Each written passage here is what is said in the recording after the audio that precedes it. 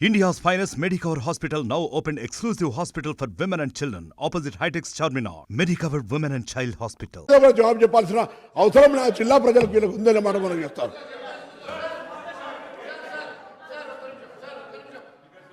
KTR sir 55 సంవత్సరాల Congress party చరిత్ర, Congress party నిర్వాకం, విద్యుత్ విషయం అడుగుతారు ఇనరా మళ్ళా అదే చెప్తున్నా.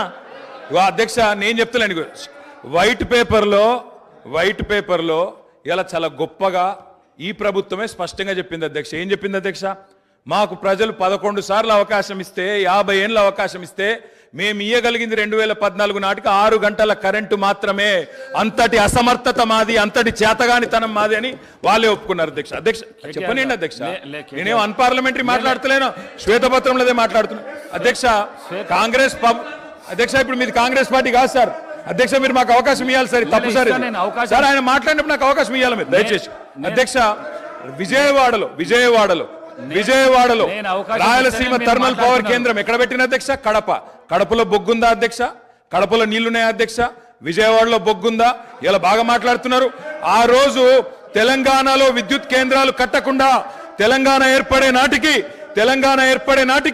2700 లోటు మెగావాట్లతో 2700 మెగావాట్ల లోటుతో ఆనాడు మాకు నష్టాల్లో అప్పజెప్పిపోయింది. వీళ్ళు కాదా అధ్యక్ష? 6 గంటల కరెంట్ ఇచ్చింది వీళ్ళు కాదా? నేదునూరు గురించి మాట్లాడుతున్నారు అధ్యక్ష, నేదునూరు గురించి చెప్తా అధ్యక్ష. నేదునూరులో భూసేకరణ చేసి ఆయన చెప్పిందే చెప్తున్నా సార్.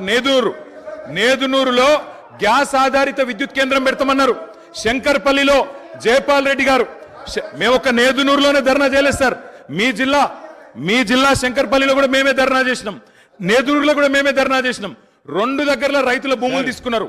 గ్యాస్ సార్ ఇప్పుడు వైట్ పేపర్ మీద చర్చ జరుగుతుంది అధ్యక్ష. సార్ మా గౌరవ సహచర మంత్రి గారు నేదునూరు గురించి అడిగారు. మళ్ళా రాజకీయంగా చర్చ మొదలుపెట్టే ప్రయత్నం చేస్తూ ఉన్నారు గౌరవనీయులు.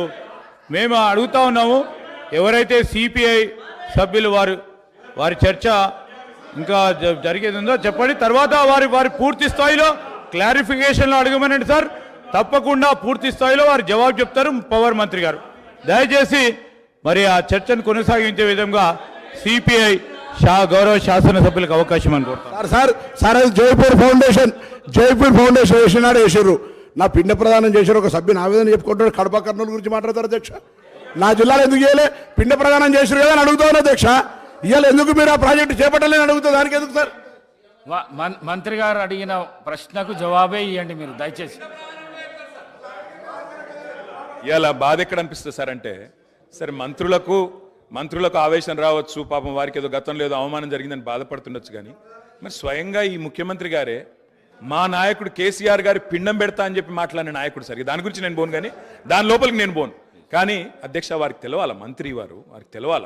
ముఖ్యంగా శ్వేతపత్రం ప్రచురించింది ప్రభుత్వం, అన్ని సమగ్రమైన సమాచారంతో అవగాహనతో రావాలి.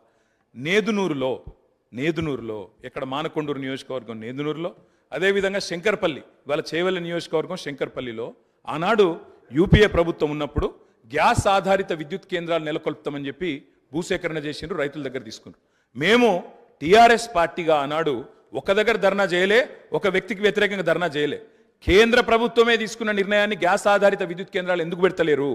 బొగ్గు లేని విజయవాడలో ఎందుకు పెడతారు? బొగ్గు నీళ్లు లేని రాయలసీమలు ఎందుకు పెడతారు? మా కాడ ఎందుకు పెట్టారు అని ఆనాడు తెలంగాణ ప్రయోజనాల కోసం తప్పకుండా తెలంగాణ బిడ్డలుగా తెలంగాణ రాష్ట్రాన్ని సాధించిన పార్టీగా గట్టి కొట్లాడినాం. అధ్యక్ష నేను ఒకటే అడుగుతా ఉన్నా, గౌరవ మంత్రి గారికి అవగాహన ఉండాలా. ఈ దేశంలో ఎక్కడన్నా గ్యాస్ ఆధారిత విద్యుత్ కేంద్రం సఫలమైందా? నేదునూరులో గ్యాస్ అలొకేషన్ అయ్యిందా? ఏదో అక్కడ హాట్ స్పాట్స్గా భూములు తెచ్చిండ్రు, ఏదో క్లియరెన్స్ అన్నారు, పారేసిపోయిండ్రు తప్ప ఆనాడు యూపీఏలో జయపాల్ రెడ్డి గారు స్వయంగా పెట్రోలియం శాఖ మంత్రిగా ఉండే గ్యాస్ అలొకేషన్ చేయలేదు కాబట్టే ఆ 2 ప్రాజెక్టులు టేకాఫ్ కాలేదు. నేను మంత్రి గారిని కోరుతా ఉన్నా, ఇప్పుడు టేకప్ చేయండి.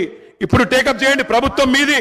నేదునూరులో పెట్టండి, శంకర్పల్లిలో పెట్టండి, తప్పకుండా పెట్టి ఇప్పుడు హామీ ఇవ్వాలా.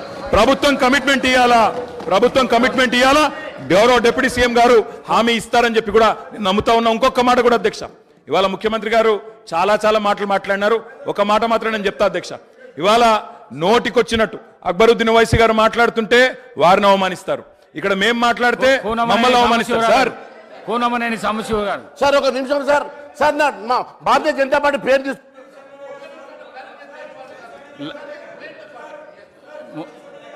డిస్కషన్స్ అయితే కానీ కూనమనేని సాంబశివరావు గారు. మరిన్ని వీడియోస్ కోసం ఛానల్ ని సబ్స్క్రైబ్ చేయండి, లేటెస్ట్ అప్డేట్స్ కోసం వాట్సాప్ ఛానల్ ని ఫాలో చేయండి అండ్ లింక్ డిస్క్రిప్షన్ లో ఉంది.